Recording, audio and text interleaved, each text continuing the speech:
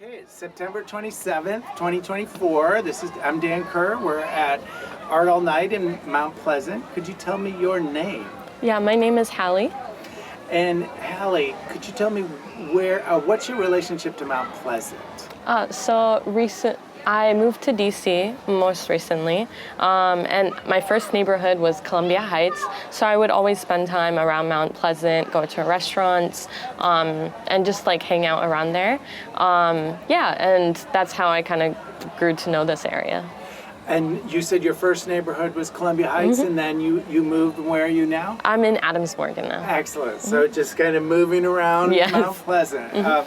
So could you tell me a little bit about what drew you to move to the city, to, I guess, originally Columbia Heights?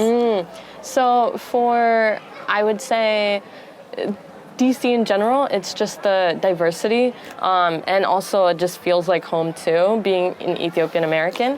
And then Columbia Heights, especially when I saw the area for the first time, I was just like, this feels so much like home, and like people were so kind. I just love that people are always looking out for you, trying to you can like talk to your neighbors, some random people in the street too that I've grew to like be closer with. Yeah. Who are some of those people that help make you feel home like that for you personally? There, like by my old apartment, there was like a grandma right a few doors down that I would just like say hi to, and honestly I didn't know how, like we couldn't communicate any more than that, but she was really like sweet, and she would say hi every time, and she'd tell me like beautiful, like bonita. So I was like, oh, thank you. And it just, at least like it was someone that was consistent, that was always so like saying hi to you. Yeah. Oh, that's terrific. And what are some of the other places that kind of gave you a sense of community in the city as you kind of first arrived? I would say it's a lot of like the community-oriented places. I think like I'm trying to think. Even like some like soccer matches or soccer leagues at E.L. Haynes, that has been really nice. I think like some events like at Shanklin Hall have been really nice. Just having like a space with people that it is very diverse, but at least like you share something with. It's always nice to have people like that. Yeah. And those are the places that continue to be important for you? I would say so, but I'm still growing to know the area, so I can't say like that's gonna be it forever. Yeah. Sure. And how long has it been that you've been in Mount Pleasant and Columbia Heights? I mean, Adams Morgan and Columbia Heights? It's been more than a year now, like just like a year and 2 months maybe. Okay. Yeah. Okay. And the move to Adams Morgan, what prompted that? It was just more like accessibility to transportation. I think where I was before, the most accessible lines were the S2 and S9, which were really reliable. But in terms of metro, it was a lot further. So that's really the only thing that pushed me away. Yeah. That makes sense. And did the feel for the neighborhood change going to Adams Morgan? A lot, yeah. I think it's a lot younger, which is really nice to be around people my age. But I also, one thing I really loved about the Columbia Heights area was just it was mostly like a very big immigrant community, and I think that's something I always grew up around. So that made me feel like home. Yeah. That's right. Okay. And so you've used that term a few times. Made you feel like home. Yes. When you say feel like home, what do you think of as kind of your home? Like. I think it's just this kindness and just care for people that you might not know.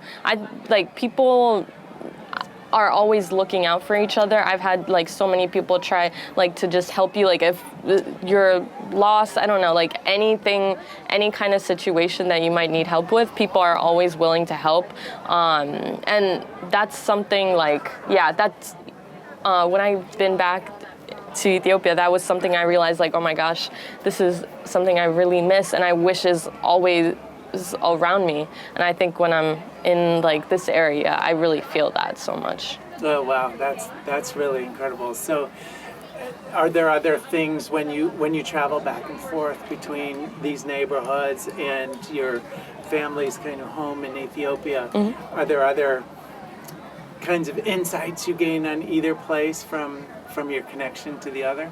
I would say, I don't know. I'm not really sure. Yeah, I'm not really sure how to answer that. Yeah. Right, sure. I just was curious. And do you feel like there, obviously, in many of these neighborhoods, there are immigrants from other parts of the world. Does that kind of experience create a connection as well? Yes, so much. Yeah, I feel like I'm very excited to try new things, and especially good food. And there's a lot of good food around this area, so I think that makes me so excited. Especially hearing like people's different recommendations that they have.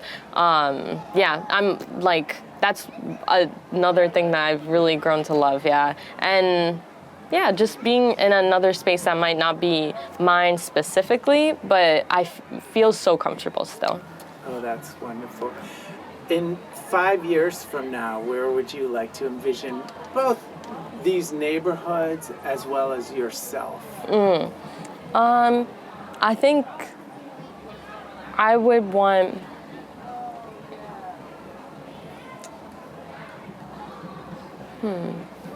Okay, let me think about it for a second, yeah.